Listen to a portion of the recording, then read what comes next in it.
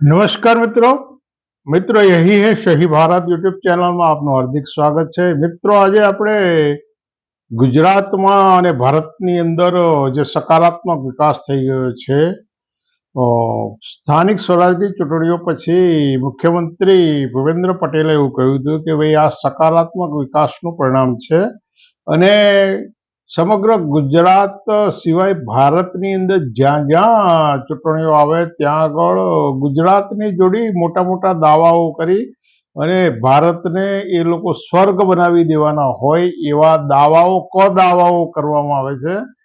પરંતુ સમગ્ર ભારતની અંદર અનુસૂચિત જાતિ અને અનુસૂચિત જનજાતિ ઉપર દિન પ્રતિદિન જે અનાચાર અત્યાચારો વધી રહ્યા છે એની અંદર કોઈ નકારાત્મક પ્રગતિ નથી થઈ, એમાં હંમેશા સકારાત્મક પ્રગતિ થઈ છે।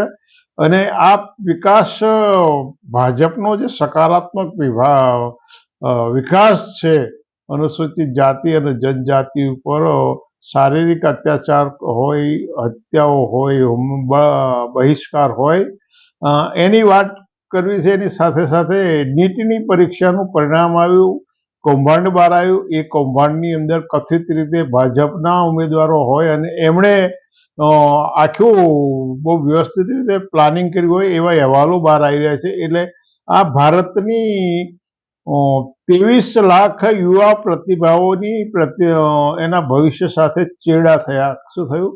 23 લાખ યુવાઓ સાથે એમના ભવિષ્ય સાથે ચેડા કર્યા। એની 5-5 વર્ષની મહેનત ઉપર પાણી ફર્યું। કેટલાક લેભાગો અને શિક્ષણ માફિયાઓના કારણે આ પરિણામ બહાર આવ્યું છે। આવા સેંકડો કૌભાંડો છે, પરંતુ આપણે એ કૌભાંડોની સાથે સાથે આજે વાત કરવી છે। કરજણના ધારાસભ્યના પુત્રોએ આદિવાસી યુવાનોને ડીઝલ ચોરીના આરોપ નીચે બોલાવી ગંભીર માર માર્યા અને આજે એ યુવાનો હોસ્પિટલના બિછાને છે એવા વિડીયો વાયરલ થયા છે। પરંતુ આજે મારનાર ધારાસભ્ય અને એના પુત્રો છે, એમણે જે સંપત્તિ પેદા કરી એ તમામે તમામ પ્રમાણિક રીતે પેદા કરેલી છે। એમણે પણ એની ઉપર ખનીજ ચોરીના, રેતી ચોરીના આરોપો થયેલા છે। તો આ લોકો ડીઝલ ચોરી કદાચ માનો બની શકે 2-5 લીટર, પણ એના કારણે આમનો આવો કાયદો હાથમાં લઈ લેવાની સત્તા કોણે આપી? ભાજપના અનેક લોકોએ, ભાજપના અનેક પદાધિકારીઓએ આવા અનાચાર કર્યા હોય એવું ઓન ધ રેકોર્ડ પુરવાર થયેલી હકીકત છે। હમણાં અનુસૂચિત જાતિના લોકો સાથે જે એક ઘટના બહાર આવી, સુરેન્દ્રનગર જિલ્લાના પાટડી તાલુકાના મહેતાસર ગામે રાજકોટમાં રહેતો એક પરિવારે ગામમાં આવે છે અને જાહેર કૂવાથી પાણી ભરવા જાય છે। એટલે આ કૂવો અનુસૂચિત જાતિના લોકો પાણી ન ભરી શકે એના કારણે કૂવા ઉપર બોલાચાલી થાય છે, એનો વિડીયો વાયરલ થાય છે અને એ ગામના અનુસૂચિત જાતિના લોકોનો સામાજિક બહિષ્કાર કરવામાં આવ્યો છે। જ્યારે જ્યારે મત લેવાનો હોય, મુસલમાનોની વિરુદ્ધમાં તૈયાર કરવાના હોય, ત્યારે અનુસૂચિત જાતિના લોકોને તમે હિન્દુ તરીકે આપોઆપ સ્વીકારી લો છો એમનો ઉપયોગ કરવા માટે, અને પછી હિન્દુ તરીકે એમનું અસ્તિત્વ તમે આપોઆપ મિટાઈ દો છો।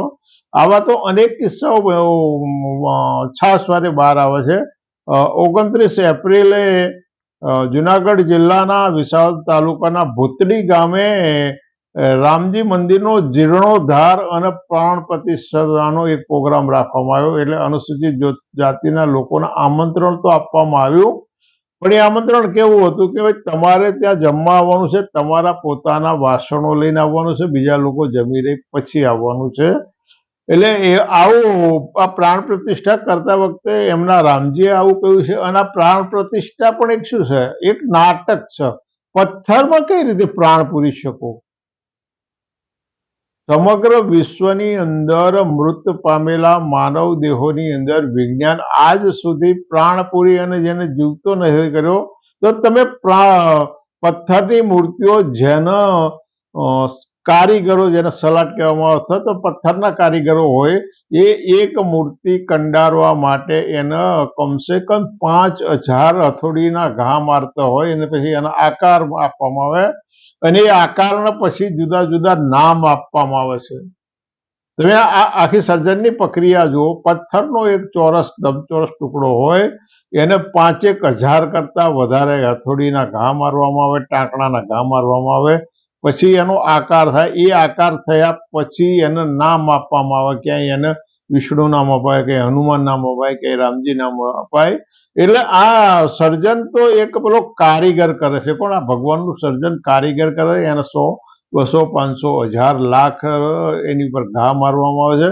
અને એ પછી જે લોકો વેપારીઓ છે, વેપારી લોકો આની અંદર પાછા પ્રાણ પૂરવાનું નાટક કરે છે, અને પ્રાણ પૂર્યા પછી આ પ્રાણ ક્યાંથી લાવવામાં આવે છે? આવા પ્રાણ આ લોકો જયારે આ પ્રાણ પ્રતિષ્ઠા કરતા હોય ને, તો એની અંદર જે પ્રાણ પૂરવામાં, એ પ્રાણ ક્યાંથી લાવવામાં આવે છે? આ પણ સમજવા જેવી વસ્તુ છે કે માત્ર આ વેપાર છે, કર્મકાંડ કરનારા લોકોનો વેપાર છે.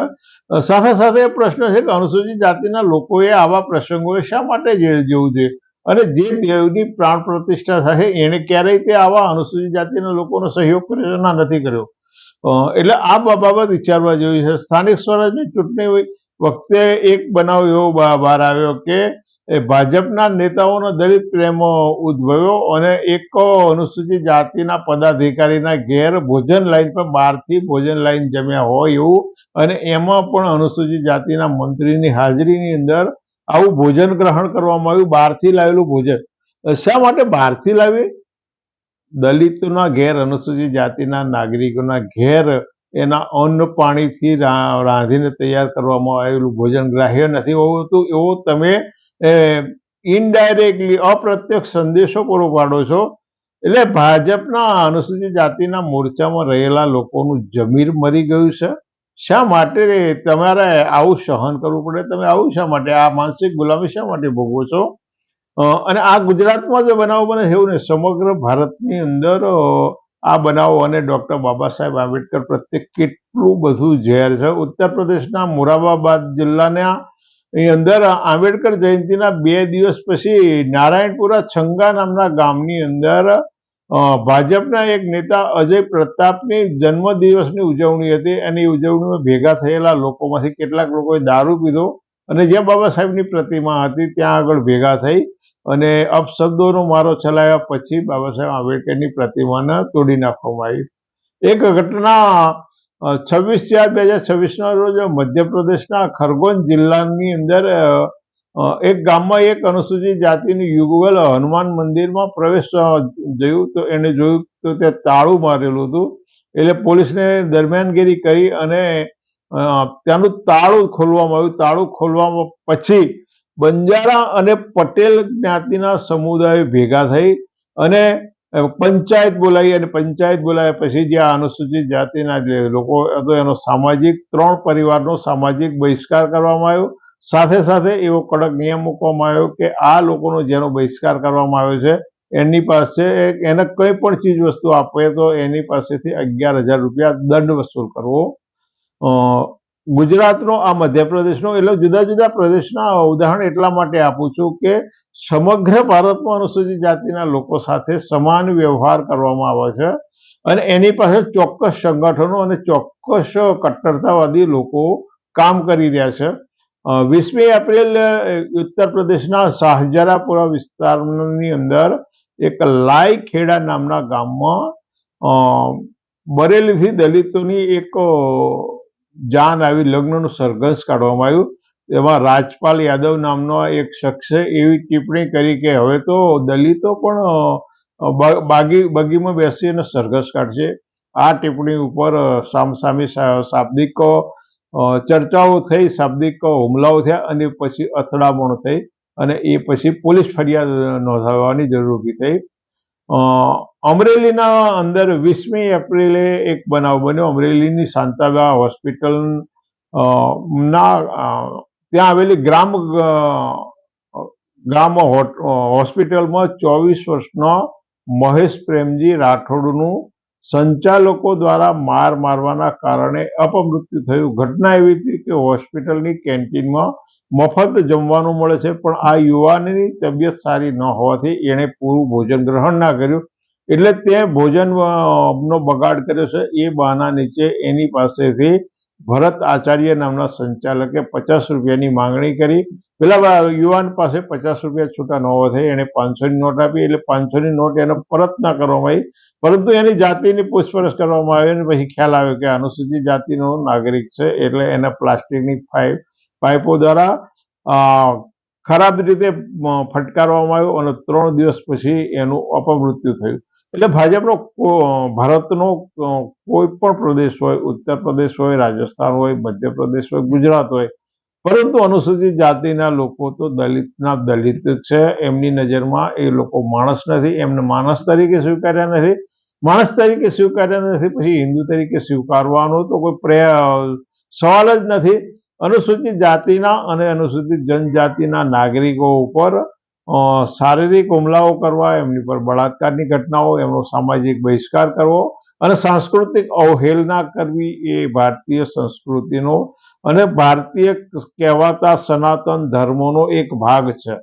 અનુસૂચિત જાતિ અને જનજાતિના નાગરિકો ઉપર બળાત્કાર કરવા, હત્યાઓ કરવી, સામાજિક બહિષ્કાર કરવો અને સાંસ્કૃતિક ઉત્પીડન કરવું એ સનાતન ધર્મનો, એ સંસ્કૃતિનો એક ભાગ છે.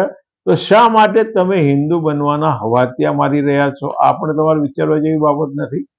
આ વિચારવા જેવી બાબત છે કે તમને હિન્દુ તરીકે, તમને માણસ તરીકે સ્વીકારવામાં નથી આવતા, પછી હિન્દુ નો સવાલ પછી આવે છે અને છતાંય તમે હિન્દુ હોવાના હવાતિયા મારતા હો અથવા હિન્દુ હોવાના દાવા કરતા હોય તો એવા ભ્રમમાંથી બહાર આવો. સવેળા જાગો અને સવેળા જાગી અને યોગ્ય માર્ગ બાબા સાહેબ આંબેડકરે ચીધેલું છે એ માર્ગ તરફ પ્રયાણ કરવાનું વિચારો. તમે શું વિચારો છો, નથી વિચારતા, એ તમારો વિષય છે. મારા જે વિચારો તમે વ્યક્ત કર્યા તમને યોગ્ય લાગે તો કોમેન્ટ કરજો અને યોગ્ય લાગે તો આ વિડીયોને વધુ શેર કરજો. ફરી મળીશું. આવજો.